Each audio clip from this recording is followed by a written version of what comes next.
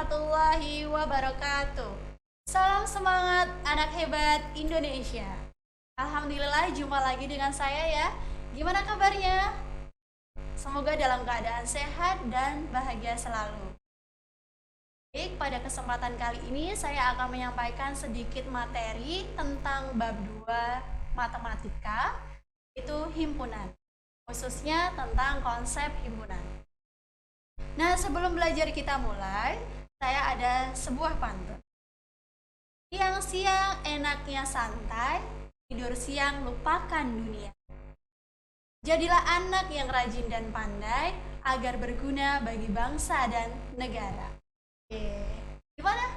Udah semangat ya? Oke, semangatnya harus membara nih sekarang. Bismillahirrahmanirrahim, kita langsung ke materinya. Kita belajarnya tentang konsep himpunan, yaitu subbab 1 pada materi bab 2. Nah, ada yang kenal nggak? Siapakah beliau? Beliau adalah George Cantor. Beliau adalah ilmuwan matematika yang berasal dari Jerman. Beliau inilah yang menemukan teori himpunan yang sekarang akan kita pelajari. Nah, sebenarnya apa sih himpunan? Kalau secara bahasa kita biasa menggunakan kata himpunan itu bukan himpunan ya, tapi menghimpun. Kalau menghimpun kita bisa artikan dalam bahasa Indonesia yaitu mengumpulkan. Jadi sebenarnya apa itu himpunan?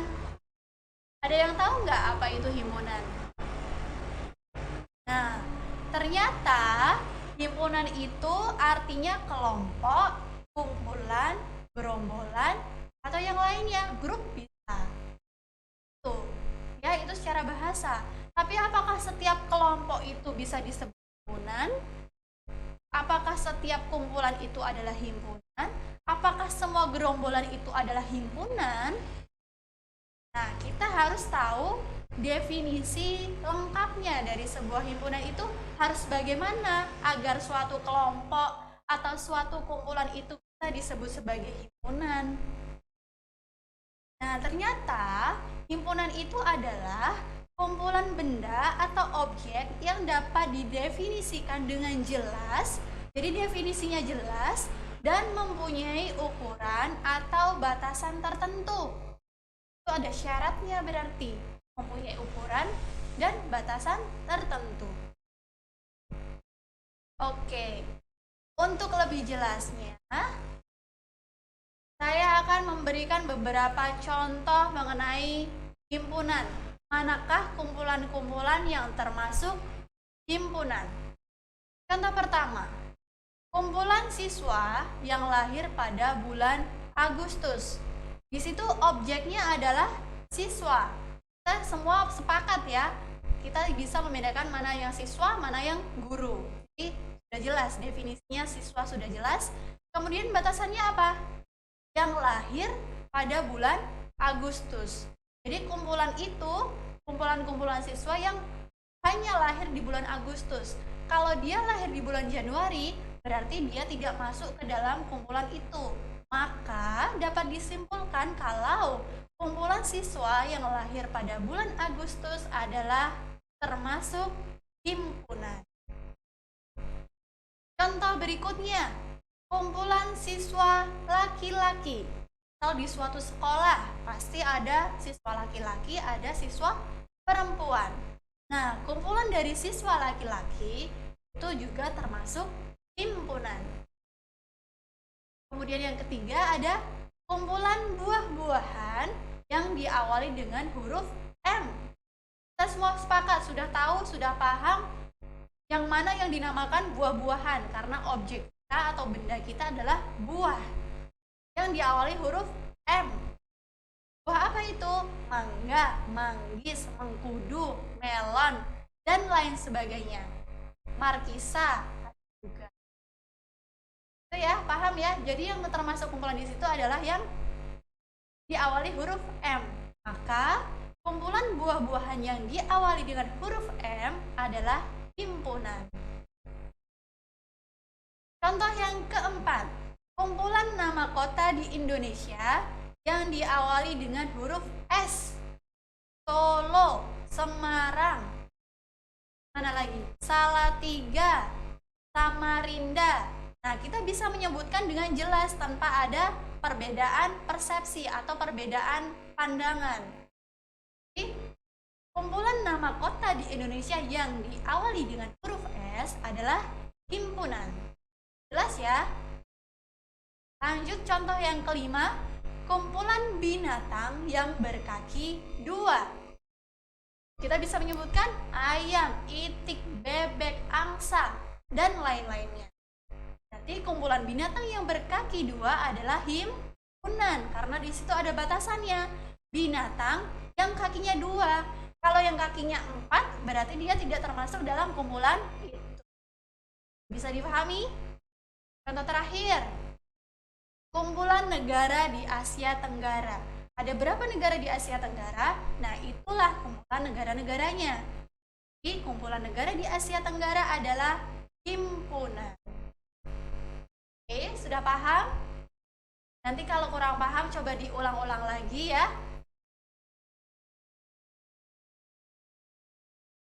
Kemudian yang selanjutnya kita akan memberikan contoh yang termasuk bukan himpunan.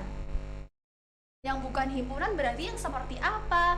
Kalau tadi kita sudah sangat jelas ya mengetahui bagaimana yang termasuk himpunan. Bedanya apa dengan yang bukan himpunan?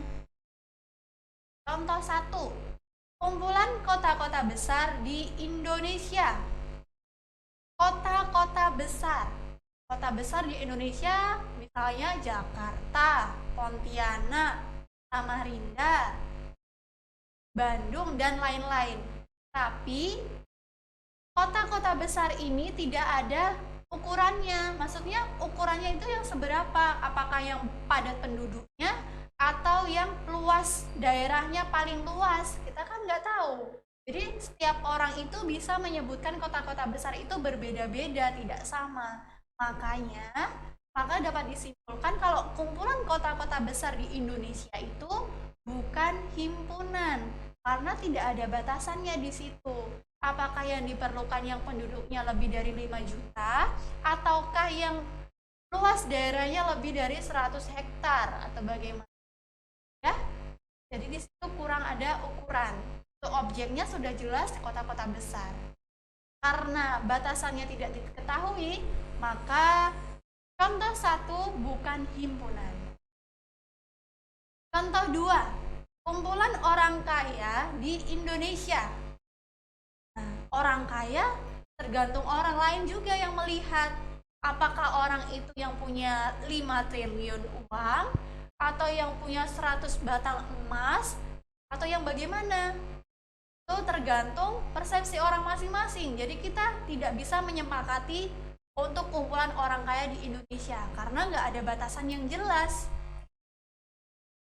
Maka dapat disimpulkan untuk contoh yang kedua, kumpulan orang kaya di Indonesia adalah bukan himpunan. Oke, untuk lebih jelasnya ada lagi contoh ketiga. Kumpulan siswa yang pandai di sekolahmu. Kira-kira kalau kita ditanya siapa siswa yang pandai di sekolahmu, jawabannya akan semua sama atau berbeda? Ya, akan rasa jawabannya akan berbeda-beda karena di situ tidak ada ukurannya. Apakah siswanya itu yang selalu ranking 1 atau siswanya itu yang ranking 1, 2, 3 atau yang masuk 10 besar? Karena semua siswa juga pandai. Nggak ada batasannya. Makanya di situ kumpulan siswa yang pandai di sekolahmu itu bukan himpunan karena kita tidak bisa menentukan seberapa pandai yang harus masuk ke dalam kumpulan itu. Oke, bisa difahami? Nah, yang keempat, ini contohnya lebih jelas lagi. Kumpulan gunung yang tinggi di Indonesia. Oh, gunung tinggi, tapi kita tidak tahu harus yang tinggi seberapa. Yang diminta contoh 4. Makanya kumpulan gunung yang tinggi di Indonesia itu bukan himpunan karena itu tidak tahu tingginya harus yang berapa kilometer. Kalau misalnya ditentukan kumpulan gunung yang tingginya 1000 kilometer di Indonesia. Nah, kita bisa sebutkan gunungnya yang tinggi gunungnya 1000 kilometer itu gunung apa? Slamet kah? Bruno kah?